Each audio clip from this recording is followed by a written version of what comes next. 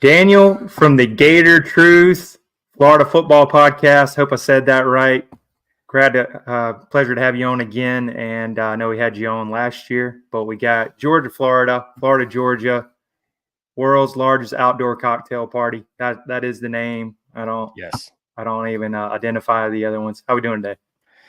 I'm doing well. Yeah, I don't identify the River City, whatever they want to call it.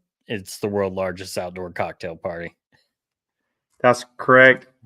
Always a great event. Looks like it's going to be good weather. I was looking at it today. I think it's supposed to be like high of 81, partly sunny. When the sun goes down, because the time change is about to happen, should be great football weather. But Daniel, both teams coming in off of bye week. Florida coming off an impressive win, complete beating of Kentucky. I think it's 48-20. Georgia coming off the big win against Texas.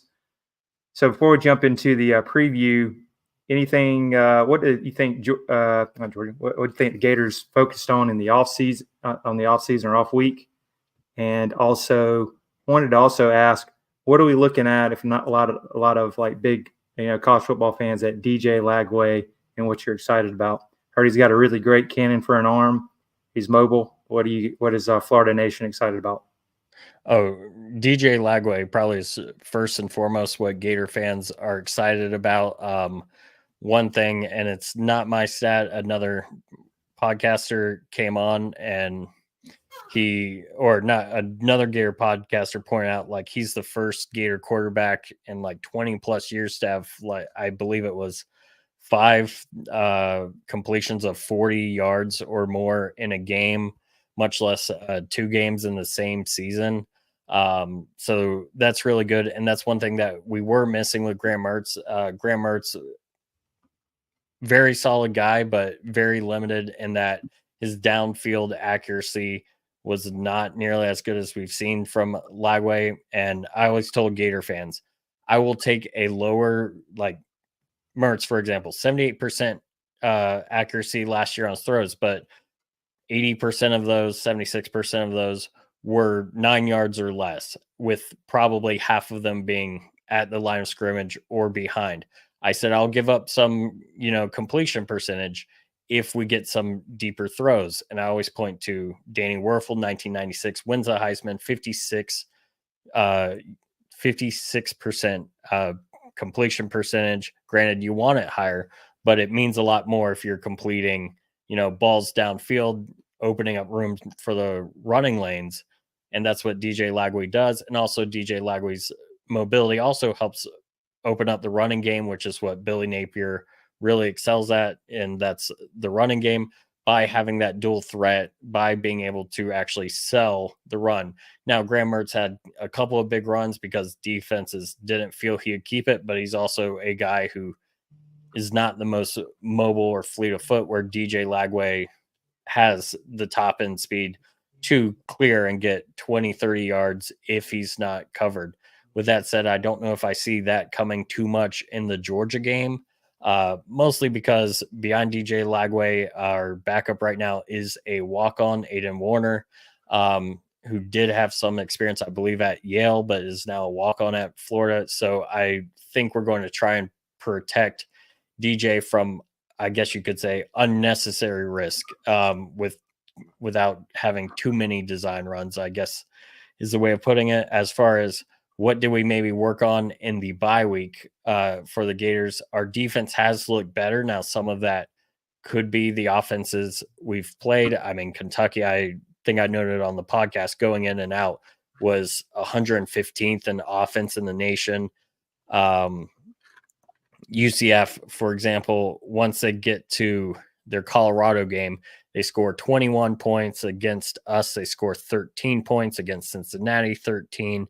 They did have a great game in Ames, where they played Iowa State, scored 35, but then BYU basically keeps them down and they score 14 points late in the game, once the game's well out of hand, to make 24 points this past week against BYU. So I point to UCF as an example, and also Tennessee scoring 21.5 points per game in SEC play.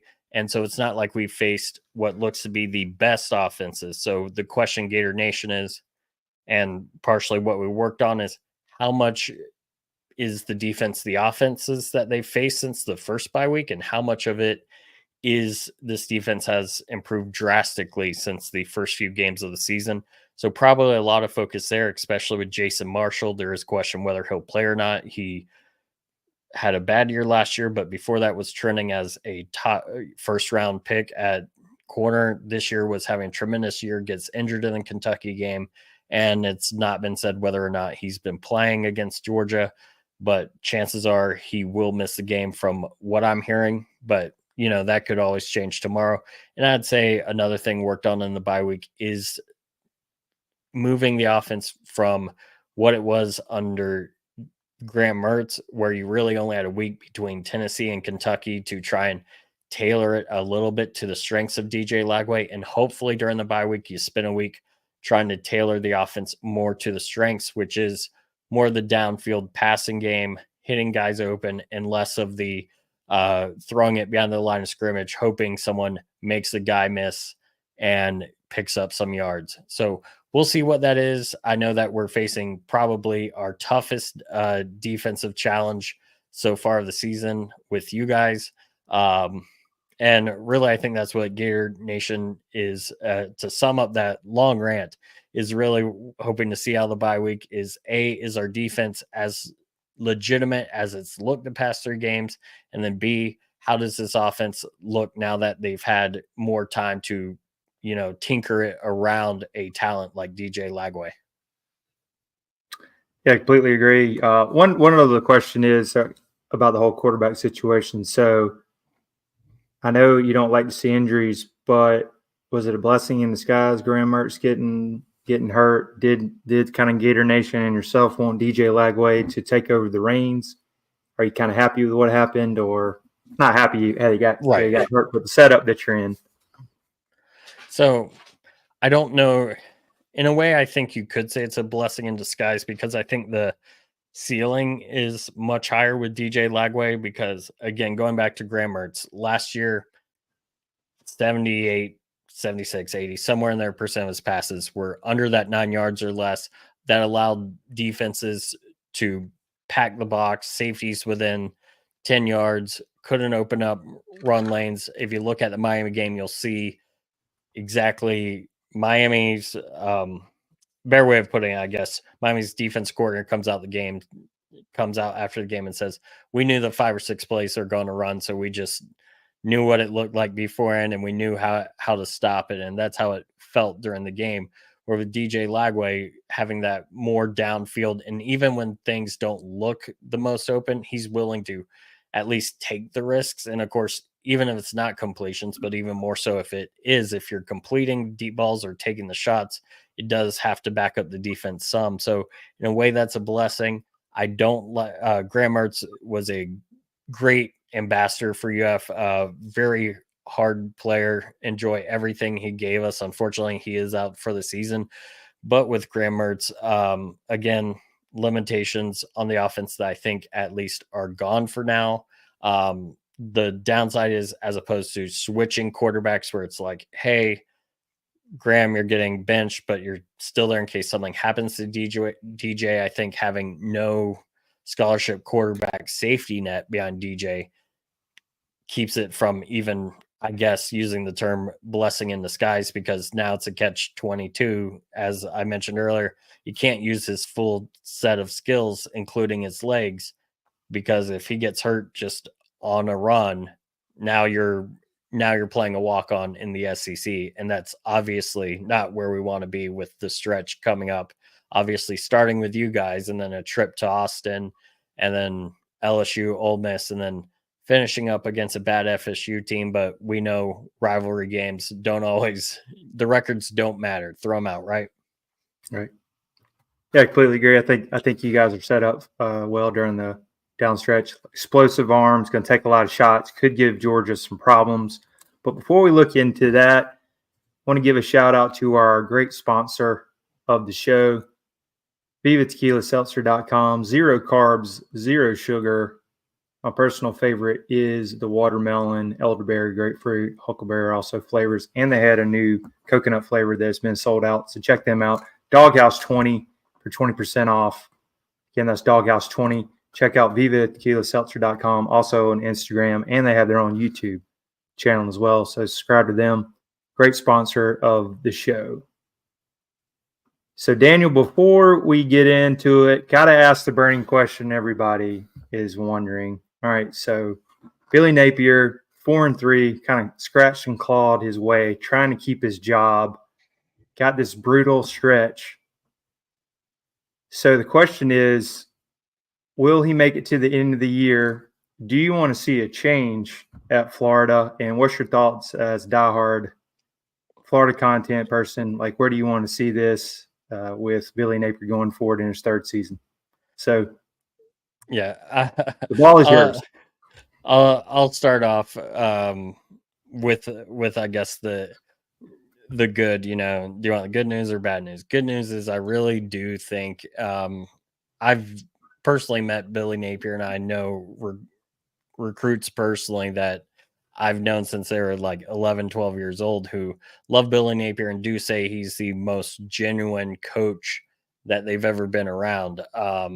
And you can't really discount that. But when it comes down to what do I feel he's going to get to the end of the year? At this point, I think whether it ends up being a dead man walking lame duck situation or whether it's, you know, December 1st, the Sunday after the last game and the news is dropped, I think Billy Napier is gone from Florida.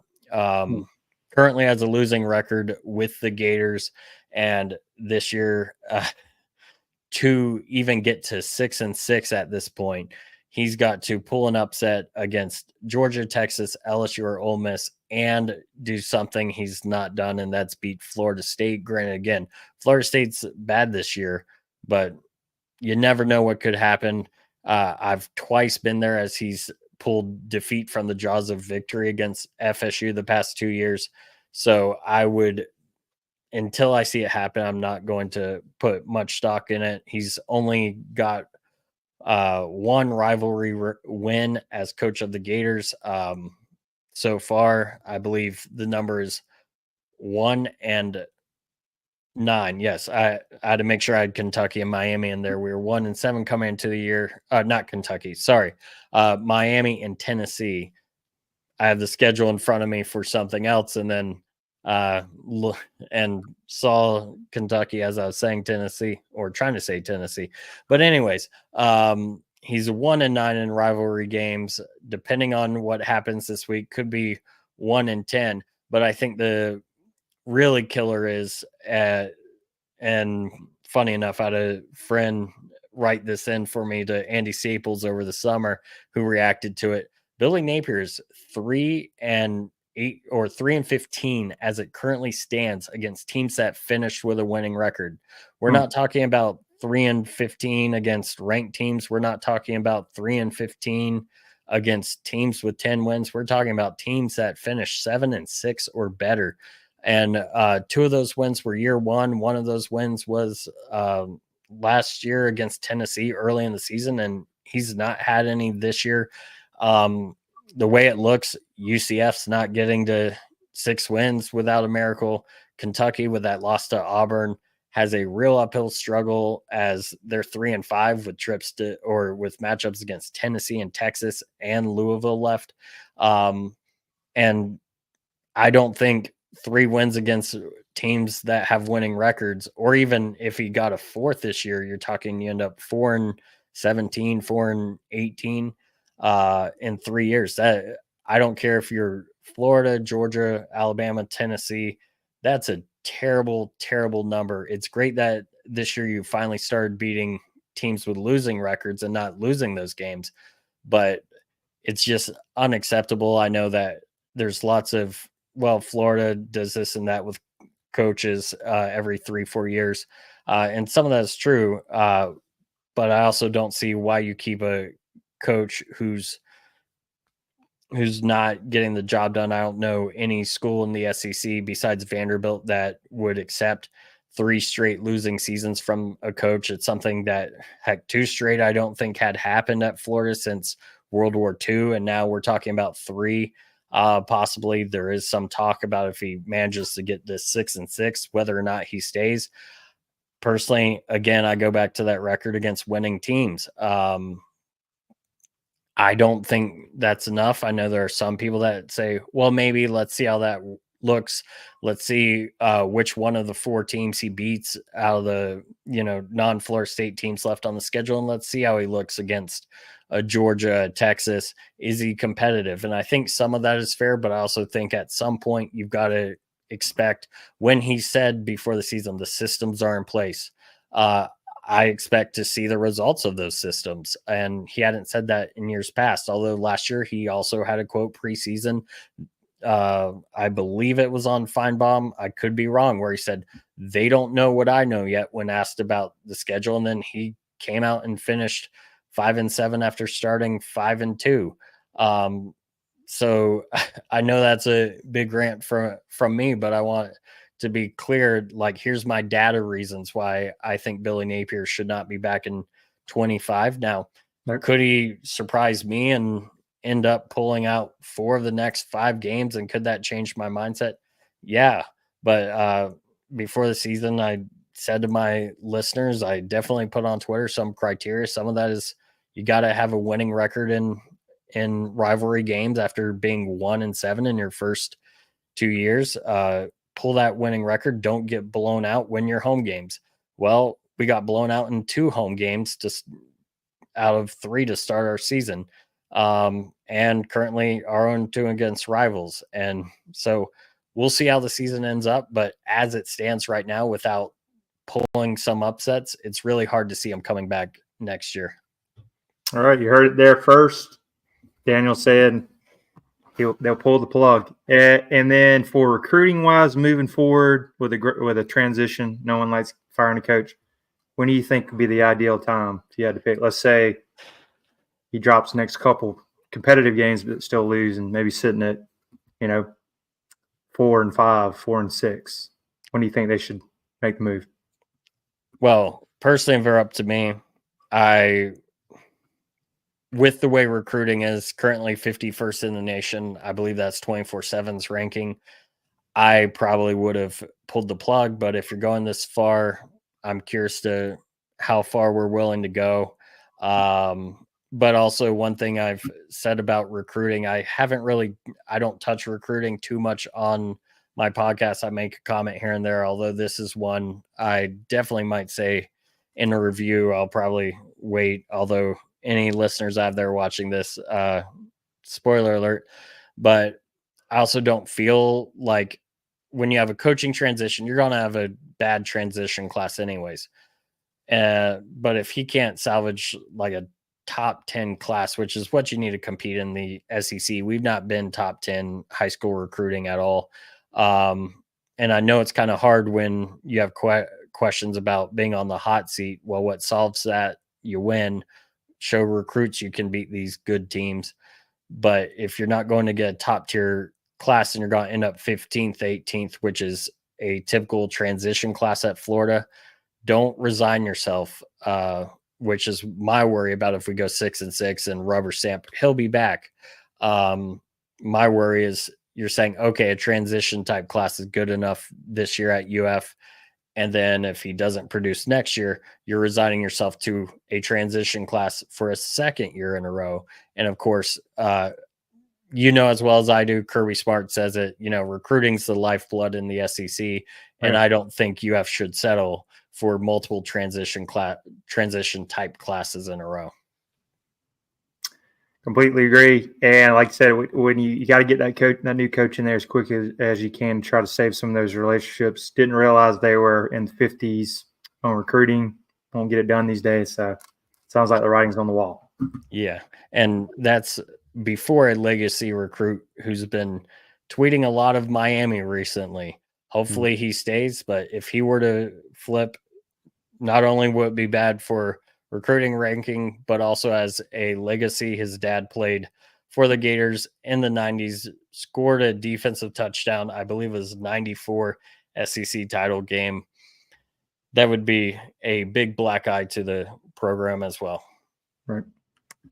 We'll have to stay tuned on that. But looking at the cocktail party, as they call it, 3:30 ABC. Can't say CBS. I missed the anthem, the theme song, and everything on that. But 16.5-point spread. Georgia coming off the bye week, off the huge win over Texas, even though Texas kind of had a slugfest and very competitive game with Vanderbilt. Georgia's going to get healthy, hopefully getting some guys back. We're going to get Tate Ratledge, hopefully, or he did some things this week. Jared Wilson, hopefully healed up even more. Kyle Williams, hopefully get even healthier because he had 2 sacks, was very dominant in that game. So we're getting healthy at the right time. A lot of questions about Carson Beck because he did throw 3 picks in the Texas game. Can he trust some guys and get it to him? Can we get the tight end, maybe Oscar Delp going, Lawson Lucky? Also, I wanted to ask, we do have Trevor Etienne with the storyline, had 3 touchdowns against Texas, kind of coming into his own. Georgia's still, I think, in the 90s, like 95th in rushing, which is crazy. We're more of a pass-heavy team, pass-first team. Also, I want to get your thoughts on that. What's Gator fans and yourself feel about Trevor Etienne? I know he was a great running back for you guys, very good. What's the thoughts on him? I'm an anomaly in Gator Nation. I'm sure my listeners are not going to be happy with me about this, but when he announced his departure for Georgia, all of a sudden the number one priority for running backs and number one skill running backs must have is not carrying the ball vision or anything we saw from ETN, during his time at UF. It was pass blocking, which, not saying that's not an important skill, but there were a lot of things we're going to miss about Trevor Etienne. And right now, he's at Georgia averaging 5.1 yards per carry. Obviously missed that first game. I'm kind of having flashbacks in a way. Florida in 2003, Brock Berlin moves over to Miami. Well, we face Miami and Brock Berlin. One of our guys says, we're going to hit him in the mouth. And then we end up having a complete meltdown and give away a big lead and lose that game. Only time I went to the trash heap known as the Orange Bowl. Thank God it's torn down. Whatever's there now, I think it's the Marlins field, has to be 100 times better than that. And that's really my feelings on the Orange Bowl. But yeah, hopefully what we've seen from the Gators doing better in run fits against Tennessee, against Kentucky, against UCF, 3 teams that are known for running the ball at the time. UCF, Tennessee were, in the top 5 in the nation, and running part of that could be due to soft, could be, I don't know. And that's where we'll learn a little more this week.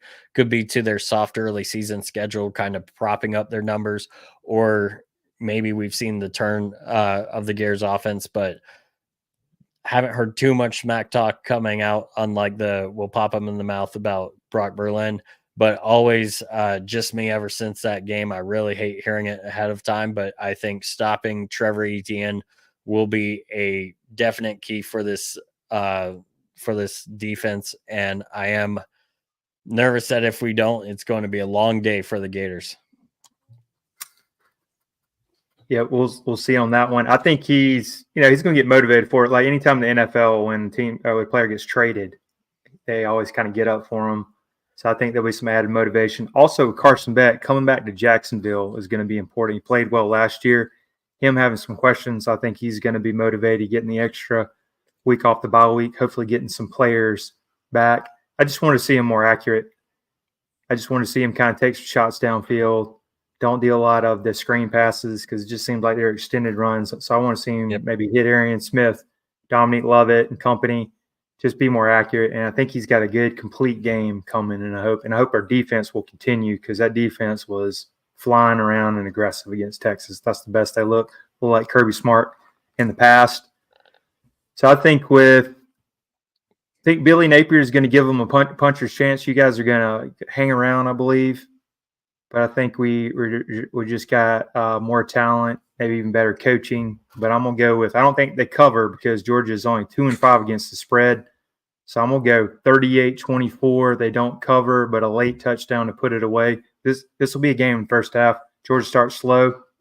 So when the rushing game more balance there, and win the turnover margin, Georgia should win. But I like 38-24. Daniel, feel free to give your pick. Oh man, yeah, I think Florida. Well, I hope Florida beats the spread. When I saw it, I'm like, that's another reason you should never at a place like UF, place like Georgia, some others, you should never be 16.5 point underdogs. I do think Florida beats the spread, or at least I hope we do. You talk about Georgia having slow starts. I mean, last year was kind of slow. I believe the year before with Napier was kind of slow until he decided, hey, let me run the clock out with 2 minutes left in the first half, even though I'm on my own 10. Oh no, Kirby Smart has 3 timeouts. Oh, look, Georgia scored again before the half. That's the Billy Napier experience. And then I think even Mullins last year, the year when AR got his first start, I believe it was like 3-0 or 7-3 or something early in that game, up until that trilogy of turnovers in the last 5 minutes really changed the dynamic of that game. So I can hope for another slow start for Georgia. Hopefully Florida moves beyond the first drive. I mean, last year we saw the Gators go down, score on the first drive with Trey Wilson, and then he doesn't really get much touches the rest of the game, and we don't score another point until garbage time for all the crap our defense got last year. I think most of the first half they either got stops or held you guys to a field goal, and then the offense responded with goose eggs. So that's something we got to do better. I will say with DJ Lagway having that little more dynamic, better arm, I do think there's a chance that we see maybe we catch a few more shots where Graham Mertz again made this offense easier to defend if you had a great defense, simply because of the lack of downfield passing accuracy. Again, really like him. I'm not trying to bash him, just pointing out DJ brings a whole new dynamic to the offense without there being a ton of footage on DJ yet, and especially an offense that will probably change a little towards his strengths after a bye week. Hopefully we can catch that off. I know that I told your fans last year that I don't pick against the Gators, even if I know it's very unlikely. I think one of your fans last year cursed me. I ended up in the hospital the night before the game. Please don't do that again this year, whoever you are. Still got out at noon, drove up to Jacksonville, made it for the game. So you didn't stop me from attending. But anyways, I think the Gators could pull off a close game. Let's go with 27-24. Somehow Florida may get like a Gus Scott, I believe it was 2001, where we somehow get a pick six when we're down, and it changes the dynamic. And we'll see. I don't think we're going to hold you as low as we did Kentucky or whatnot. I don't expect an explosion of points like Kentucky, but maybe we get the pick six we got against Kentucky, and that could be the difference. I mean, Georgia starts turning the ball over like they have recently. I believe it was 3 picks, 4 turnovers against Alabama. It could be a game. As you know, turnovers can create opportunities, so there's always a chance on that. Also, I did want to mention Georgia's won 6 out of 7 in this series because, man, a lot of people lived through a lot of the misery with the Spurrier years, losing 9 out of 10. So Kirby Smart, another one. He's got this one circled from when he was a player. He always wants this one. You think he's 6-2 against them, so he'll be motivated. Hopefully, we can get out. But I think you guys will hang around. This will be a game. I don't believe this is going to be a blowout. Too much. Everybody's motivation for this one. Yeah, that is the one fun question between the factions on Gator Twitter right now is everyone wants to win, but if we were to lose, do we want to lose close, or do we just want to take the blowout so there's not a question continuing about Billy Napier. But I will say, Steve Spurrier years, it was 11 of 12. I just had to say that. Had to. That's when I grew up with Gator football. Of course, Ron Zook, 2 out of 3. It took him getting fired the week of the Georgia game to pull that off. Urban Meyer, 4-2.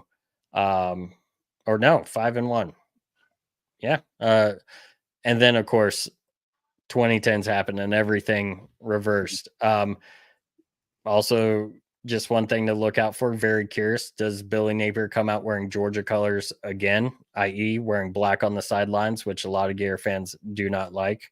So that'll be something to watch as well. You can call it whatever you want, but trying to stand out. But when you're wearing a rival's colors in a rivalry game, does not look good either. And like you said, Kirby Smart circles this. He remembers those Spurrier years as a player. This is a big time for him. For Billy Napier, he's on the stand talking about, yeah, I called Kirby to congratulate him on the win. Of course, that also will make you lots of friends in your fan base when you don't seem like it's a big rivalry deal to you. So we'll see how it goes. Oh, yeah. Should be a great game. Also, Daniel, how do we follow your content online? Got your Twitter here, Gator Truth Football Podcast. Got over 1,400, moving towards 1,500 followers. Yeah, if you want to follow, go ahead. Even if you're a Georgia fan, I don't mind. Talking the good, the bad of Florida. Hopefully, I haven't been too homer. I'm pretty sure I have not been on this one with all the Billy Napier talk.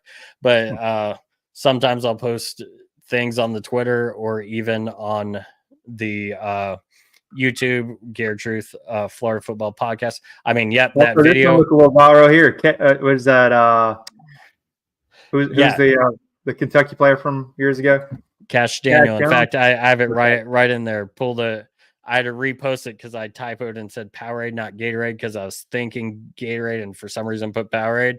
And so this was right after the pick 6 that really sealed that game.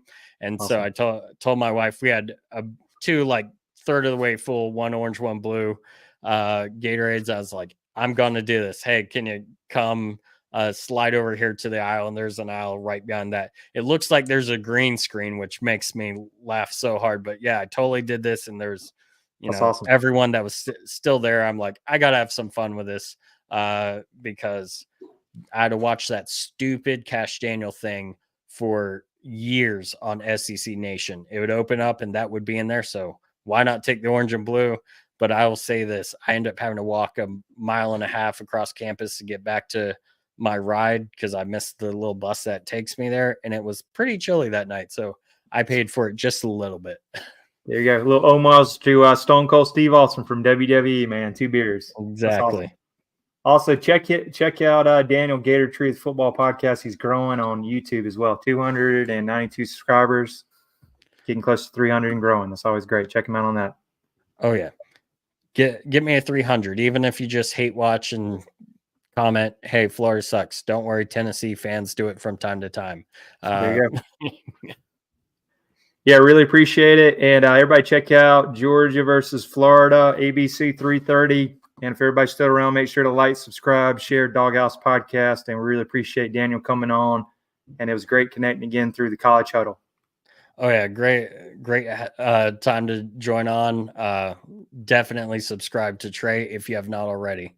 Yeah, appreciate it. Hey, and we'll give you a Go Dogs and a Go Gators.